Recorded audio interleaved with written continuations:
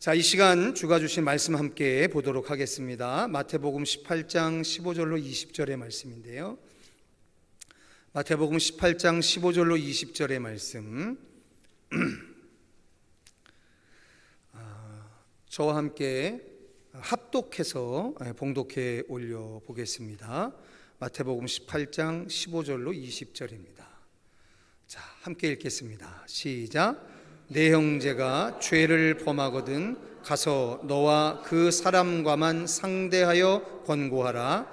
만일 들으면 내가 내 형제를 얻은 것이요, 만일 듣지 않거든 한두 사람을 데리고 가서 두세 증인의 입으로 말마다 확증하게 하라.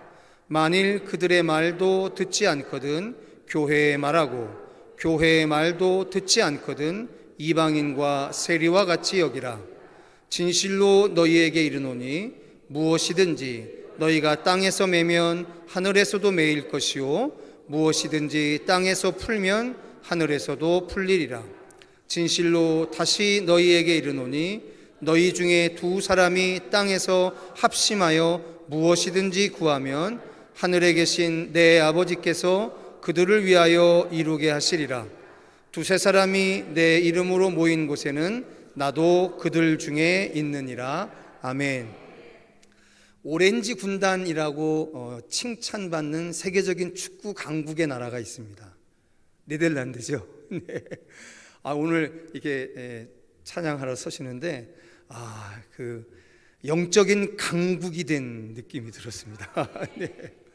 우리가 70인의 전도대와 또 120명의 중보기도자가 드리는 청계열린 전도대 광야 예배를 우리가 꿈꾸고 있지 않습니까? 네. 우리 수요일 날 우리에게 예루살렘의 땅으로 허락하신 성동구의 17개동, 또 인접한 중구와 동대문구 가운데 거룩한 증거의 장막을 세워내는 전대미문의 한국교회의 귀한 모델인 우리 청계열린 전도대 광야 예배가 주 안에서 부흥케 될 줄 믿습니다. 그 일에 선두에 서 있는 여러분들에게 하나님이 약속하신 것처럼 위로부터 물 붓듯 하나님의 축복으로 부으실 것 또한 믿습니다. 믿음대로 될 줄 믿습니다. 제가 대학에 처음 들어갔을 때 공부를 하고 이제 수업을 듣는데 시간이 지나갈수록 제 입이 대빨 나오기 시작을 했습니다.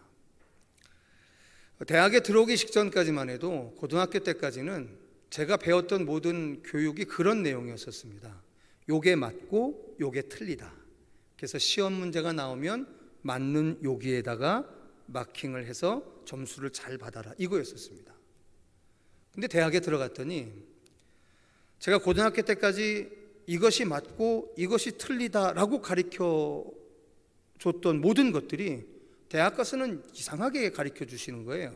그게 뭐냐면 이것도 맞을 수 있고 저것도 맞을 수 있다, 이렇게 가르치는 거예요. 그래서 맨 처음 되게 혼돈스럽더라고요. 왜 저렇게 가르치지?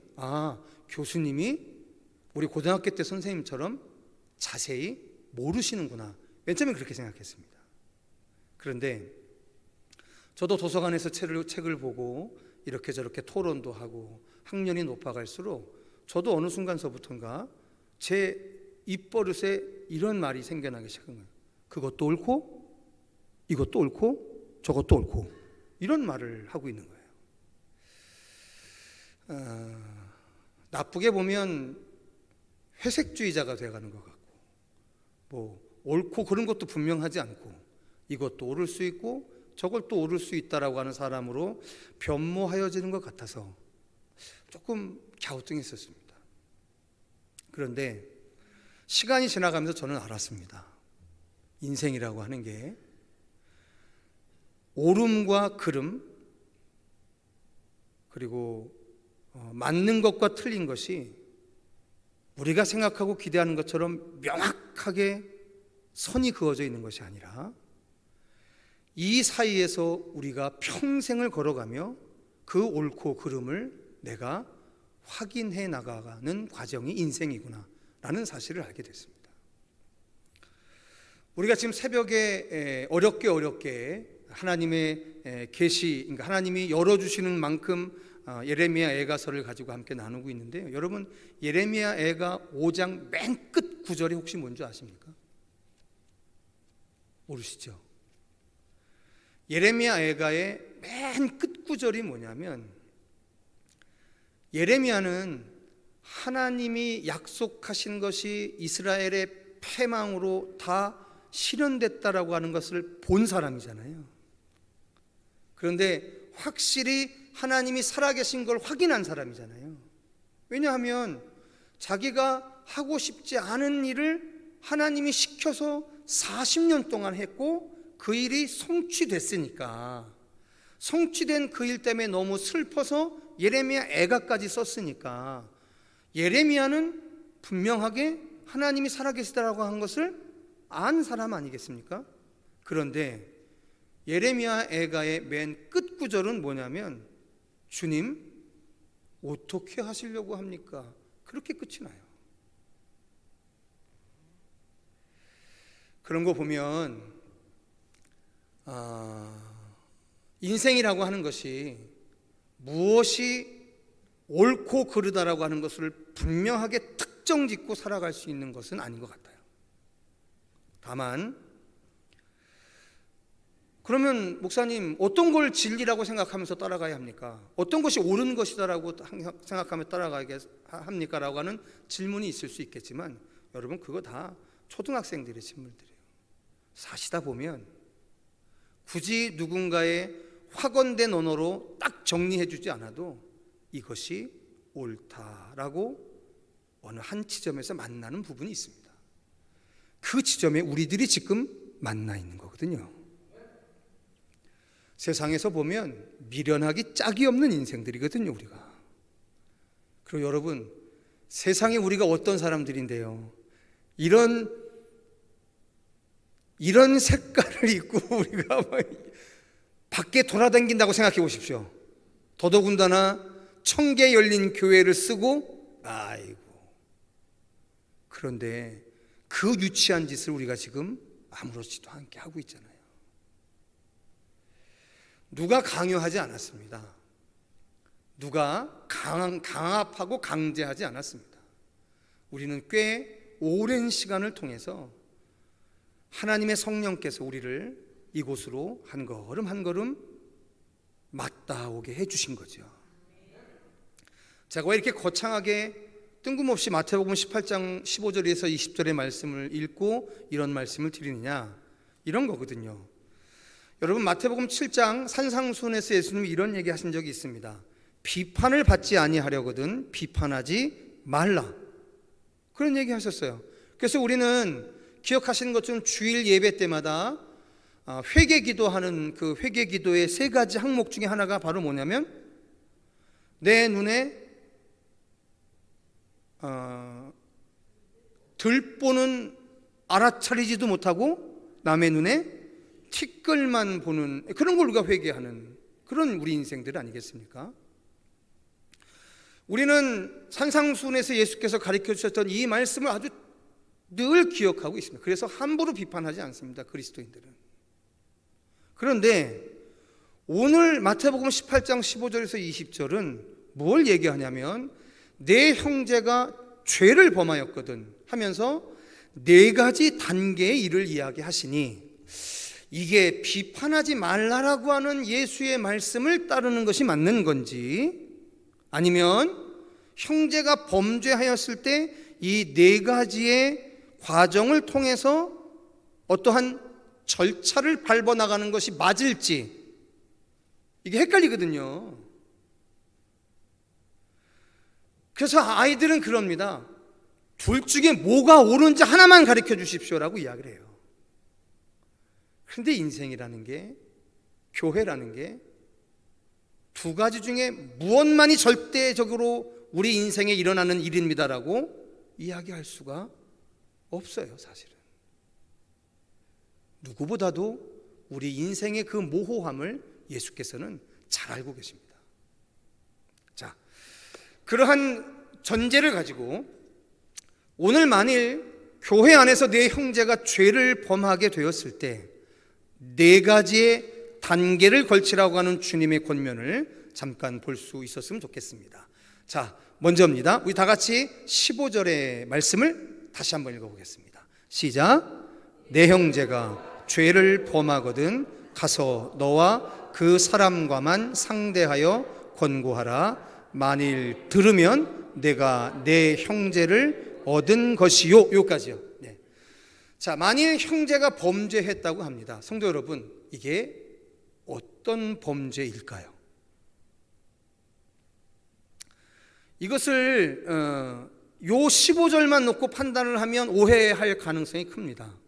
그런데 15절부터 20절까지를 다 읽어보시면 여기에서 형제가 범한 죄가 뭐냐를 우리가 조금 생각해낼 수가 있어요. 그게 뭐냐면 한 개인적인 범죄의 차원을 넘어서 교회를 망가뜨리고 교회의 일치됨을 무너뜨릴 수 있는 그러한 죄를 범하였을 때 교회가 어떻게 대처할 것이냐에 대한 이야기인 겁니다.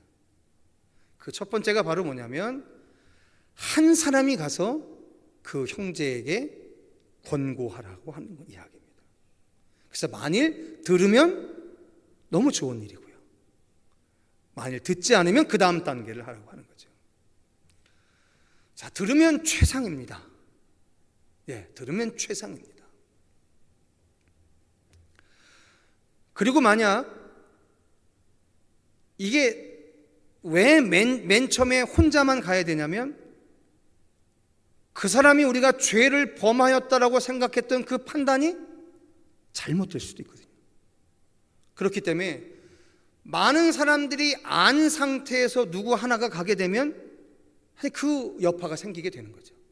그래서 아무에게도 얘기하지 않고 형제가 범죄한 것을 안 성도가 형제가 가서 개인적으로 권면하라는 거죠.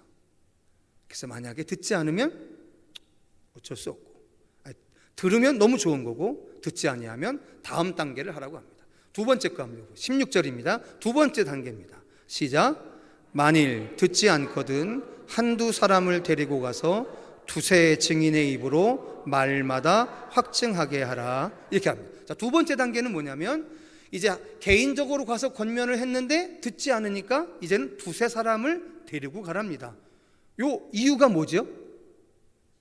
잘 아시는 것처럼 신명기에 두세 사람의 증인이 있을 때야만 확정될 수 있다라고 하는 율법이 있잖아요. 그죠? 그 율법을 따르는 겁니다. 그리고 또 한 가지, 두세 사람이 같이 가야 하는 이유가 뭐냐면 어떤 사람에게는 그 형제가 한 행동이 죄처럼 여겨질 수도 있겠지만 또 어떤 형제가 판단하기에는 뭐 그렇지 않을 수도 있고요. 또 그 중간 어느 지점이 있을 수도 있으니까 가급적이면 두세 사람이 같이 가서 함께 이야기 나누고 권면을 하라고 이야기를 합니다. 자, 그러고도 말을 들으면 참 감사한 일인데 듣지 않았을 때, 자, 다음 세 번째 단계 17절입니다. 같이 읽겠습니다. 시작. 그들의 말도 듣지 않거든 교회의 말. 여기까지요. 됐습니다. 세 번째 단계가 있습니다. 그 세 번째 단계가 바로 뭐냐면 그들의 말도 듣지 않거든 어디에 말한다? 교회에 말하라고 이야기합니다. 네. 그래서 여러분 잘 아시는 것처럼 한 교회의 당회는 바로 이 일을 처리하기 위해서 우리 성도들께서 뽑아주신, 그리고 하나님이 기름 부으신 그러한 조직이 되는 겁니다. 당회가 참 중요하죠. 교회에 말한다라고 하는 것은 교회의 모든 공회에다가 막 모든 사람이 다 할 정도로 창피를 주고 뭐 그런 얘기 아니고요. 교회의 7위자인 당회의 이야기에서 당회에서 어떤 결정을 하라고 하는 거죠. 여기까지만 와도 참 다행인 일입니다. 참 다행인 일이죠. 그런데 교회의 말을 듣지 않습니다. 그래서 마지막 처방이 떨어지는데요.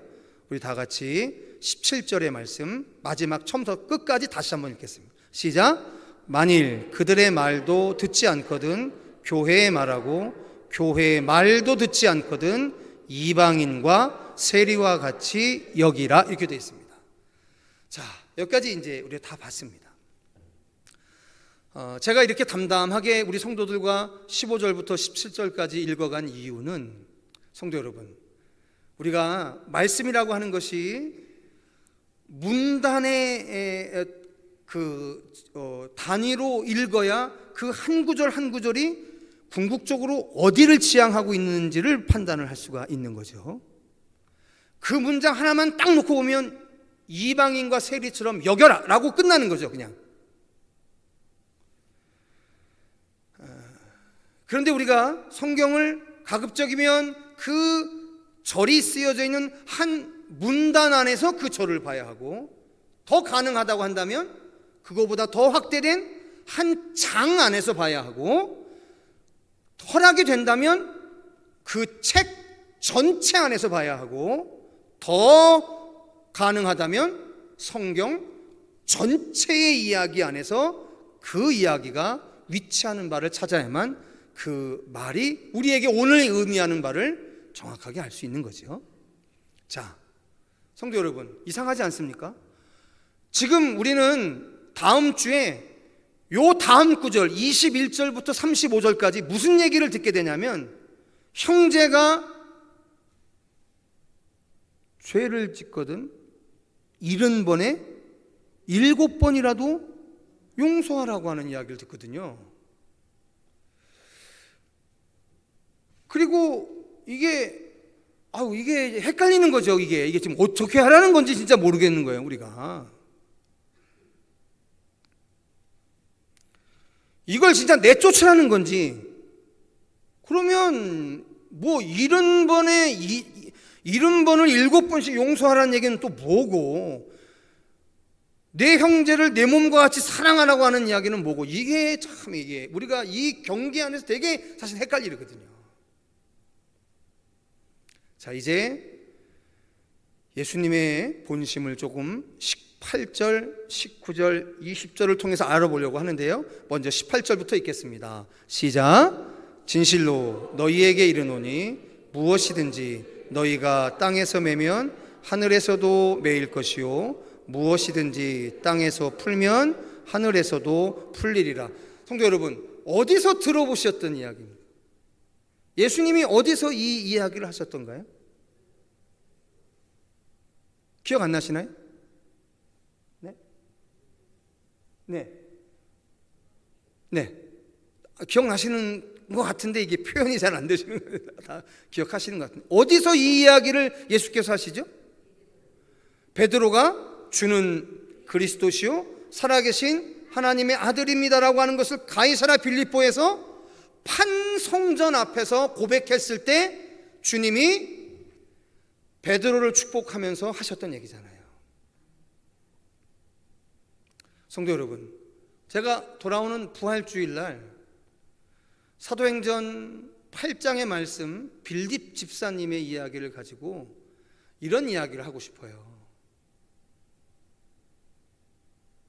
회복하라라고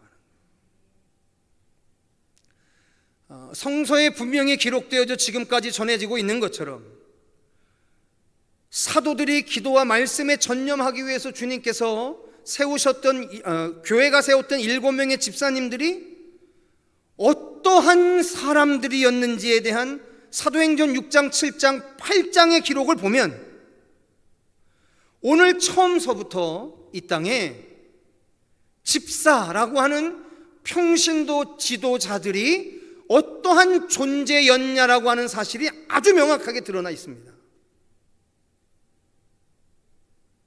그런데 더더군다나 아나니아 삽비라의 사건을 통해서 초대교회가 가지고 있었던 자기의 소유를 팔아 사도들 앞에 놓고 모든 교회가 필요에 따라 나눠줬다라고 하는 그 조금은 부담스러운 기록들, 날마다 성전에 모이기를 힘쓰고 기도하고 먹고 나누었다라고 하는 그 조금은 부담스러운 이 기록들을 우리가 다시 보면서 우리가 오늘 우리의 푯대를 어디에 두어야 하느냐에 대한 이야기를 하자는 거예요.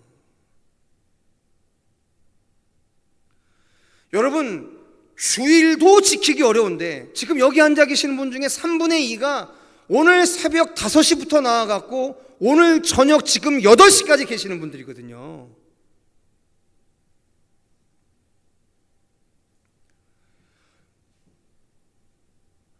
집에서 놓으셔서 그러는 건지 할 일이 없어서 그러는 건지 난 잘 모르겠어요.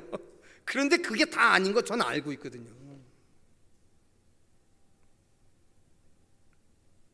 근데 우리가 왜 이 행동을 아무렇지도 않게 하고 있느냐?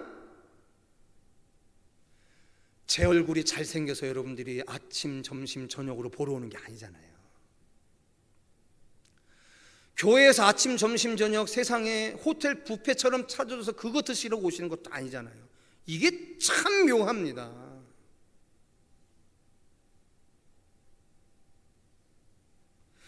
새벽에도 예배드리고 2시에도 예배드리고 7시에도 예배드리고 세상에 예배 중독자들 아닙니까 우리가? 근데 왜 이러고 앉아있냐는 거예요. 우리가 오늘 왜 이러고 앉아있냐면 우리의 인생들이 도무지 외면할 수 없는 기록된 하나님의 말씀 때문에 그러는 거예요. 아우 그것만 없었으면 이러고 안 사는데,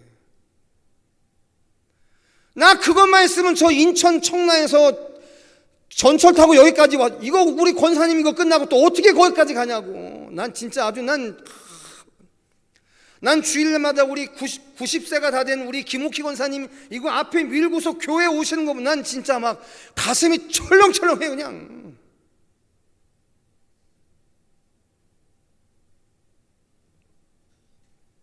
그런데 그 인간적으로 가슴이 철렁철렁하는 그거를 제가 왜 이렇게 억누르는지 아십니까?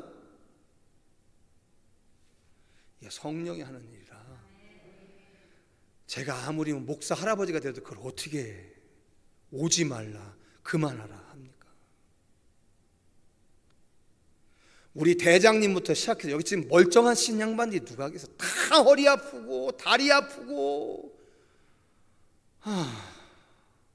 맨날 이러고 있다가 나만 개인적으로 목사님 허리 아파요 어디 아파요 기도해 주세요 다 이런 양반들인데,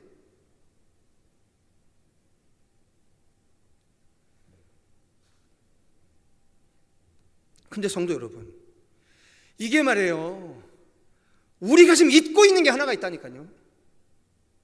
우리가 묶어버리면 하늘에서도 묶어지고요, 우리가 풀어버리면 하늘에서도 풀려요.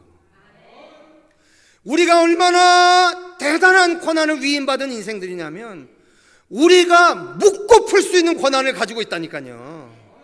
그런데 우리가 믿음의 삶을 살아가면서 우리의 신앙의 연조들이 켜켜이 쌓아가는 신앙의 경륜들이 무엇을 자꾸만 풀어내는 일을 하지 아니하고 무엇을 자꾸만 묶어내는 일만 하게 된다면, 인정을 해요. 저도 뭘 인정하냐면 신앙생활 오래 해봤더니 그거 아니야. 그런 판단이 우리에게 얼마든지 있을 수 있습니다. 그걸 나쁘다라고 이야기하는 게 아니에요. 제가 뭘 안타까워하는 거냐면 내가 옳다 그르다라고 하는 판단 아래에 남까지 구속시키지 말라는 거예요. 그 남을 향한 내 마음의 자유함까지 묶어버리지 말라는 거예요. 저는 청계열린 전도대의 정신을 참 사랑합니다. 그게 뭐냐면 난 이게 참 놀라운 게 뭐냐면요, 중보기도자 120명 세우는 거 제가 뭐라고 한 거 아닙니다. 우리 청계열린 전도대에서 지난 10여 년 동안 오면서 그 지도자들이 이렇게 만들어낸 거예요. 이유가 뭐냐면 수요일날 오전 오후에 오실 수 없는 우리 성도들이 많으신데, 아마 오늘 지금 방송으로 보시는 분들도 세상에 한 20분이 이렇게 조끼 입고 사냥할 때 다른 분들보다 열심히 하는구나, 나는 이러고 있는데, 이렇게 다 부러워만 하진 않을 거예요. 잘났어 정말 지들은 뭐 어쩌고 저쩌고 이럴 수도 있죠. 별 마음이 다 있을 수 있습니다. 그래서 이렇게 원천적으로 참여하지는 못하는 분들한테 중보기도자로 서서 우리가 이때 전도할 테니까 그때 우리를 위해서 기도해달라고 그렇게 묶어내는 이거 보면서 참 지혜롭다. 목사보다 낫다니까요. 얼마나 지혜로운지 몰라요.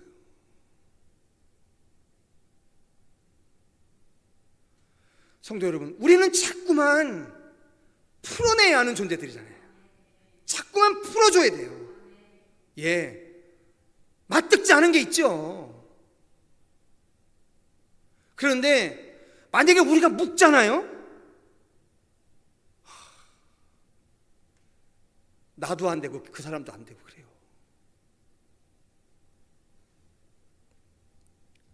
근데 풀어내면 나도 되고 그 사람도 되고 그래요. 교회는 풀어주는 데요. 자꾸만 풀어나가는 거예요.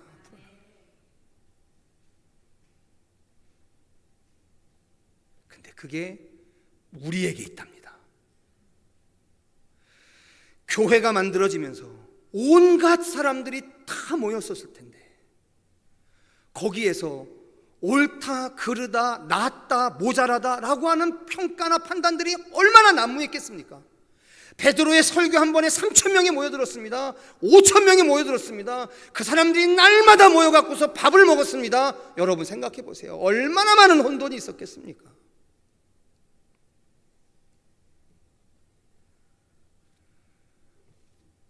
또 말씀드리지만 헬라파 그리스도인들이 과부들이 구제에서 빠지는 것이 너무 불평스러우니까 집사를 세웠는데 그 7명의 집사가 다 누구였더라? 헬라파 그리스도인들이었대요.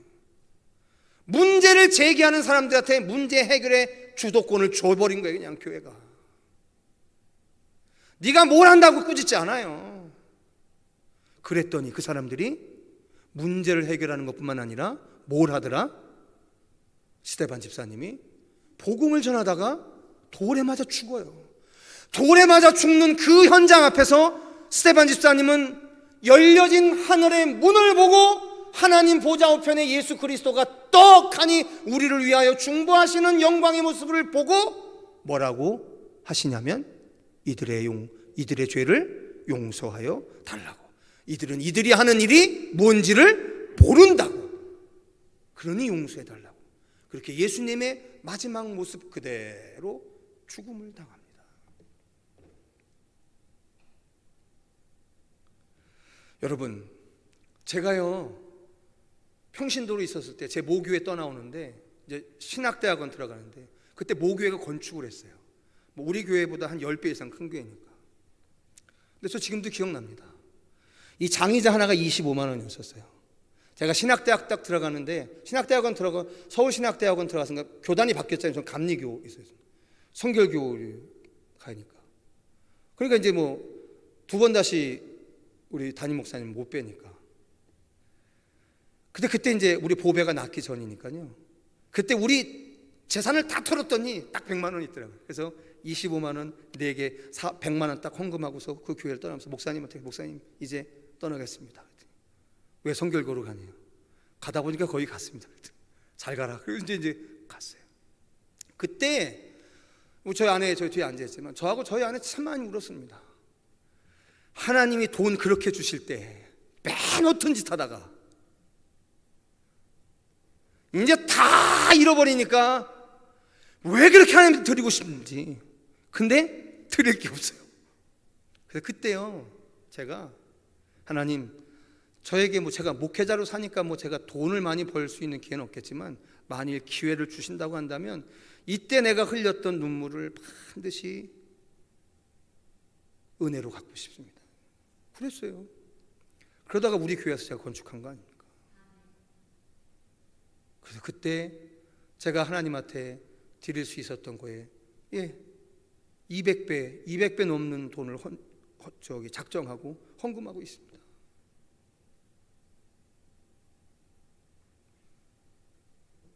성도 여러분, 왜 이렇잖아요. 이때는 왜 이렇게 우리 못해요 좀. 저도 이렇게 못날 때가 있었어요. 그런데 그 사람이 평생 못나는 게 아니더라고요. 어느 순간 되면 생각지도 못했던 큰 헌신자가 되고요. 그렇게 저는 교회가 세워져 간다고 봐요. 여러분 여기 앉아 계시지만 우리 교회에 여기까지 오도록 정말 별고생 다 했던 우리 선진들이 다 앉아 계십니다. 정말 수고하셨거든요. 우리 원로 목사님, 우리 원로 소천하신 원로 사모님, 제가 고생하셨던 건 100%는 모르지만 제가 들어서 알아요. 근데 저는 그런 고생을 해본 적이 없어요. 생각해보면 죄송하고 부끄러운 일 투성입니다. 그런데 우리 교회에 들어오는 사람들이, 새로 들어온 사람들이 예전에 그걸 못했다고 부끄럽고 뭐하고 이런 마음에 쌓여 있어야겠냐는 거죠. 그럴 필요는 없잖아요. 또 그분들은 이 시대에 맞춰서 큰 헌신자로 또 잘 세워나가면 우리가 또 그 덕 보고 또 가는 거죠. 예, 제가 오늘 화요일 날 새벽에 마지막 말씀드렸던 그 드라마에서 나왔던 대사를 또 한번 해드릴게요. 오빠가 500만 원을 해서 줬어요.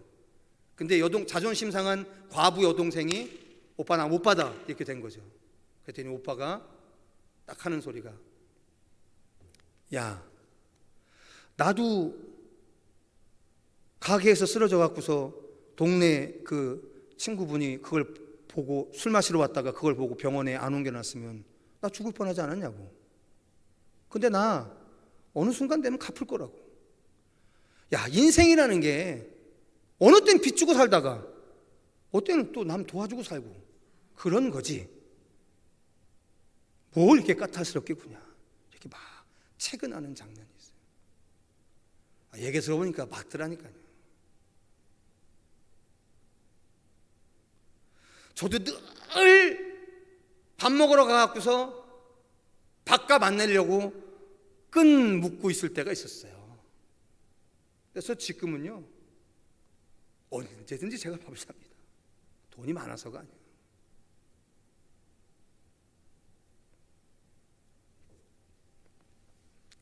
성도 여러분, 잊지 마셔야 해요. 우리는요, 맺고 푸는 권세가 있어요.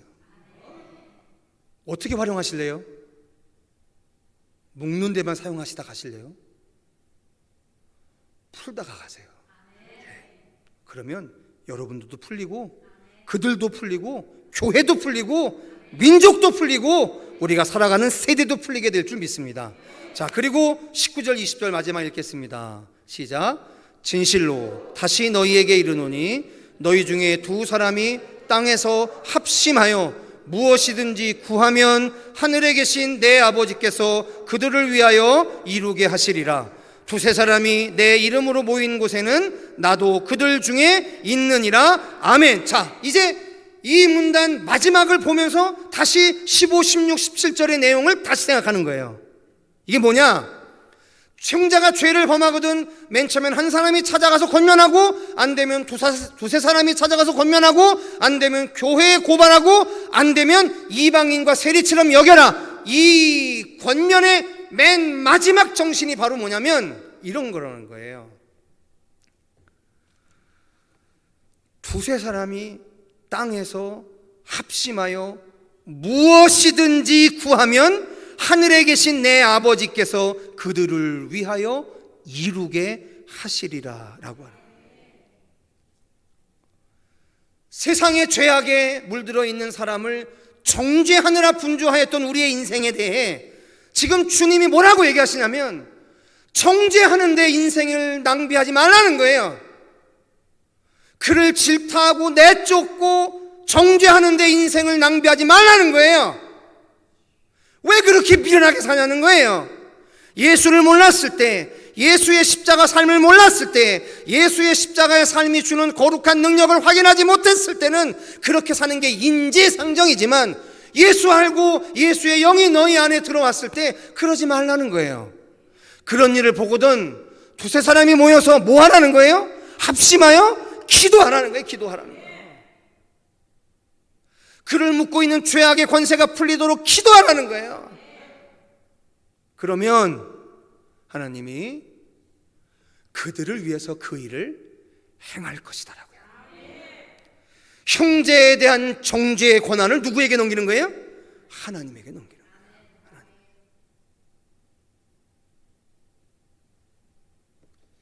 우리 예수님 다르지 않습니까? 이러니까 우리가 용서받고 사는 거예요. 그리고 오늘 우리가 교회를 이룰 수 있는 거예요. 여러분 상상이나 가십니까? 여러분 솔직히 이야기해 볼까요? 여러분 중고등학교, 초등학교 때 친구들 여러분 인생에 지금 몇 명이나 남아 있습니까? 몇 명이나 만나세요? 그렇게 많던 친구들. 여러분들이 배 아파서 낳은 자식들 여러분들 바운더리 안에 얼마나 묶여 있어요. 우리가 어떤 인생이냐면 내 자식도 마음대로 못하는 인생들이에요.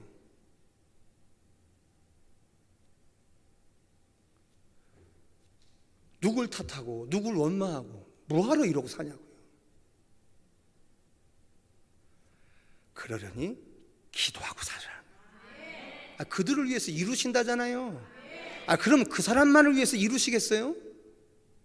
나를 위해서도 이루시는 거죠. 왜? 나 또한 누군가에 의해 정죄받고 있으니까. 내가 누구를 정죄하듯 누구도 나를 정죄하고 있으니까. 그래서 나부터 풀으라는 거예요. 풀어내면 그들도 풀어내고 모두가 풀어지는 역사가 일 줄 믿습니다.